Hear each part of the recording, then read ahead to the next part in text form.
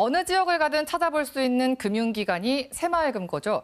문턱이 높지 않고 지역을 기반으로 하고 있어 그만큼 쉽게 이용하는데요.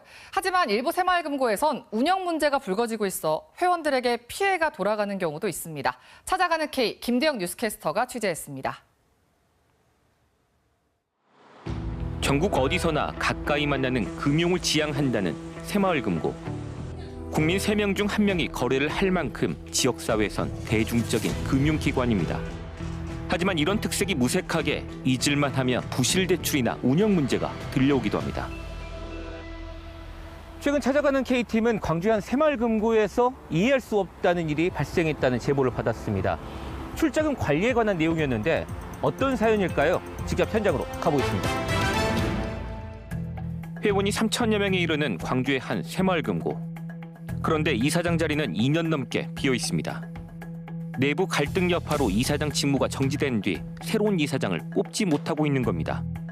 중앙회에서 해당 금고에 대해 갈등이 지나치게 표출돼 회원에 대한 신뢰 회복이 필요하다고 지적할 정도였습니다. 하지만 2019년부터 4년간 이사장을 맡았던 A씨는 해당 새마을금고의 운영 문제가 수두룩하다고 지적합니다. 우리 금고의 일부 임직원들이 비리 사실들이 많이 적발되어서 그것을 인사 조치하고 정상화되지 않으면 우리 금고의 주인인 우리 회원들이 막대한 손해를 보게 되고 이런 것을 좀 개선하기 위해서 A씨가 주장하는 가장 큰 문제는 회원 3분의 1가량이 자격이 없는 상태라는 겁니다. 해당 새마을금고의 회원은 3천여 명. 회원이 되려면 일정액 이상의 출자금을 내야 하는데 2021년까지 해당 새마을금고의 출자금 기준액은 대부분의 금고보다 턱없이 낮은 3만 원에 불과했습니다. 이에 금고 측은 최소 출자금을 10만 원으로 바꿨는데 천여 명이 인상액을 납부하지 않은 겁니다. 3분의 1이 회원 자격을 잃은 셈이지만 금고 측은 자격을 다시 확인하는 등의 명부 정리 작업을 제대로 하지 않았습니다. 이 때문에 자격이 없는 회원들에게 배당금이 정상 지급됐고 세제 혜택도 주어졌습니다. 전부 다 환수해야 되고 배당한 거, 그다음에 이거 탈세니까 세제 혜택 준 거 다시 정산해서 다 이 세금 납부해야 되고 또 그동안에 총리할 때도 제가 이 발언을 했어요. 새마을금고 중앙회는 지난해 감사에서 이 같은 사실을 적발하고 변상 조치를 지시했습니다. 하지만 이사장이 직무 정지됐고 이사장 대행도 없어서 아직까지 처리되지 않은 상태입니다. 이사장의 승인 없이 대출과 토지 사용 승낙 등의 업무가 이루어진 것도 논란이 되고 있습니다. A씨는 2019년 금고 실무자가 이사장이었던 자신의 결제도 받지 않고 건물을 담보로 5억 원을 개인에게 대출해줬고 법인 인감증명서도 이사장 결제 없이 사용되는 일이 잇따랐다고 주장합니다. 이에 대해 금고 측은 해당 사실을 일부 인정하면서도 이사장 결제 없이 가능한 업무였다고 맞서고 있습니다.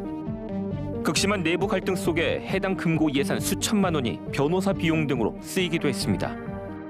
회원들은 더 이상 금고를 믿기 어려운 형편입니다. 농협을 한 번도 거래를 안 했어요.